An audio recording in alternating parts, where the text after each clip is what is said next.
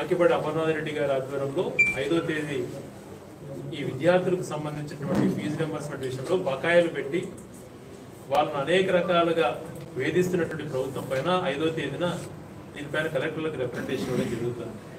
ముఖ్యంగా ఇది continuation process. గత ప్రభుత్వం చంద్రబాబు నాయుడు గారు దిగిపోయేటప్పుడు దాదాపుగా 2,000 నుంచి 3,000 కోట్లు బకాయిలు పెట్టిపోయాడు.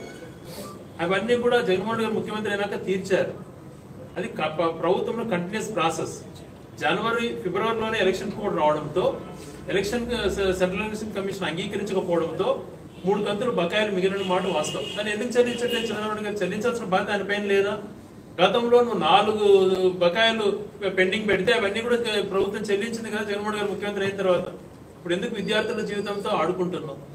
అవన్నీ చెల్లించకుండా కేవలం అరకొరగా నిధులు, మేము ధర్నా చేస్తున్నాం, అరకొరగా నిధులు కేటాయించి అయిపోయేటువంటి మాటలు మాట్లాడుతున్నాం. దయవుంచి విద్యార్థుల తరఫున ఎవరైతే ఉన్నత విద్యలలో వీళ్ళంతా ఉన్నారో వాళ్ళకి సంబంధించినటువంటి పైసాకు కూడా బాకీ లేకుండా ఆల్రెడీ మేనేజ్మెంట్ వాళ్ళు తీసుకున్నారు పిల్లల దగ్గర.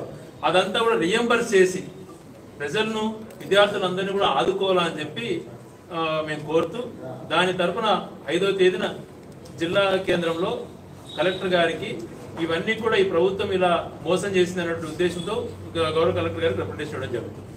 దానికి సంబంధించి గౌరవ ఆకిపాటి అమర్నాథ్ గారి ఆధ్వర్యంలో పోస్టర్ కూడా ఇప్పుడు రోజు రిలీజ్ చేస్తాం.